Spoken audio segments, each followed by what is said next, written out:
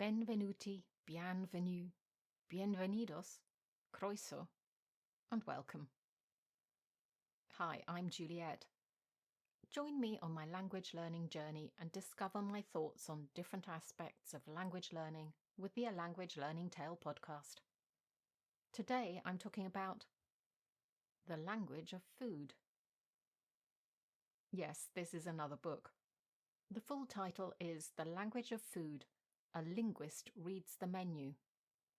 It's by Dan Juravsky and narrated by Stephen Menash. So this is something a bit different. Etymology, as the author suggests. Let's get started. There are many chapters in this book dedicated to the movement of dishes and name changes as they go on their world excursions. I'm not going to concentrate on these because they're very specific. But they cover things like sikbaj to fish and chips, fish sauce to ketchup, and why Turkey might be other countries too. Many recipes are included in the book if that's your thing, but unfortunately many of them are on an accompanying PDF, a link for which didn't seem to have been uploaded to Spotify. So Spotify might not be the best place to get this as an audiobook, although I will put a link in the description. Instead, we're going to talk a little bit about the more general topics to do with language. So, entrees. A French word, of course. In the UK, we know this as a first course, although, to be honest, most places will just call it a starter, unless you're going to more of a status restaurant. Entree is quite a posh word, which some would probably call stuck up, but more of that in a minute. However, it is a main course in the USA. Was that change arbitrary? Well, not really.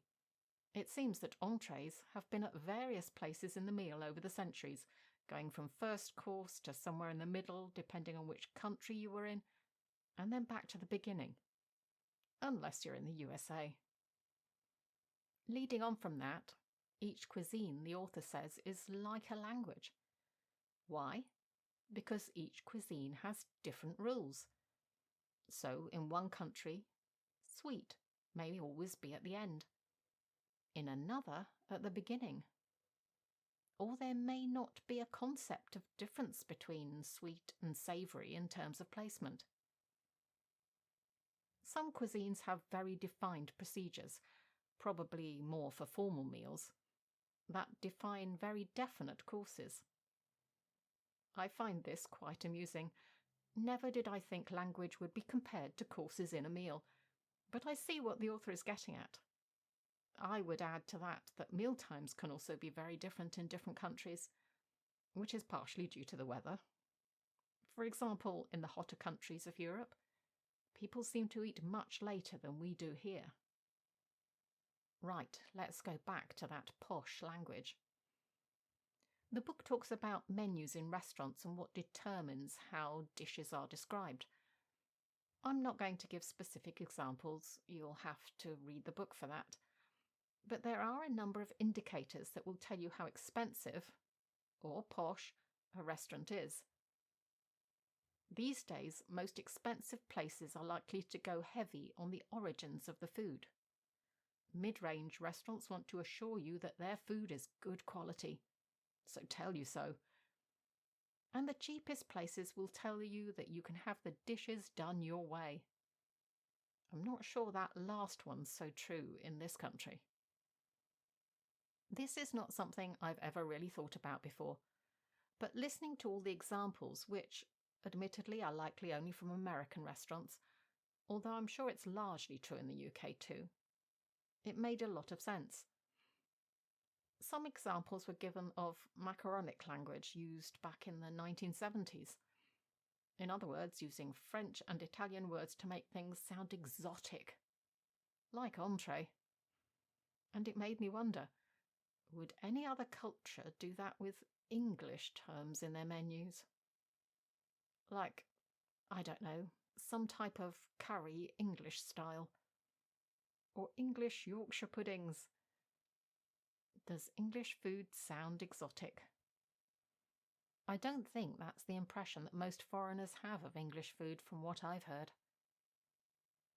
I think it sounds different, but maybe not enticing enough to those who don't know what it is.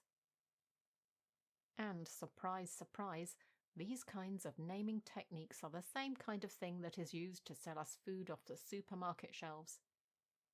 This is very evident in the UK.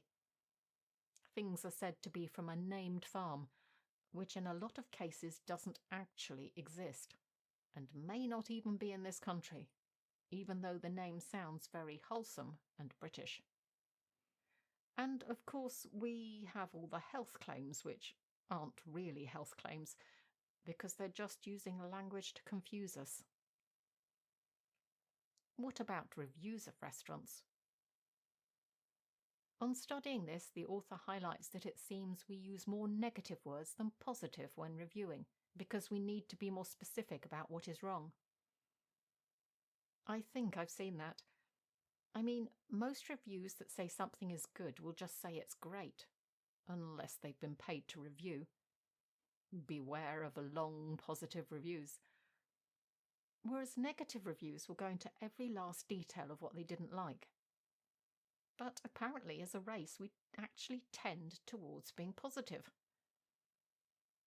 Okay, so those who hang around on social media might not agree about that last point, and this book was written a few years ago. Maybe the analysis would show something different now, but I think it's probably still true. It's just that we don't notice it. We always see the bad, because the news always gives us the bad. The algorithms always surface the bad. The bad always gets shared. Finding the good can be difficult, which is a shame. And what about the words for food or dishes? The name of something can suggest things to us depending on what vowels are used, and this isn't just in English. Words with bigger sounding vowels are more enticing, and short clipped vowels are less so or imply something smaller. I'm not using technical terms here, by the way. And guess what? Branding companies know this. So look out for brand names that use this technique. It's deliberate. Honestly, can we trust anyone in marketing? Well, I guess we probably already knew that we couldn't do that. This is an interesting book, but isn't so much related to language learning. Just something that might be of interest to those with an interest in words. Link in the description for the book on Spotify if you want to give it a go. That's all for today's episode. Don't forget to join me again next time for more language learning tips, tricks and tales. And in the meantime, check out the A Language Learning Tale YouTube channel for additional non-podcast content. Ciao, salut, adios, huil, and bye for now.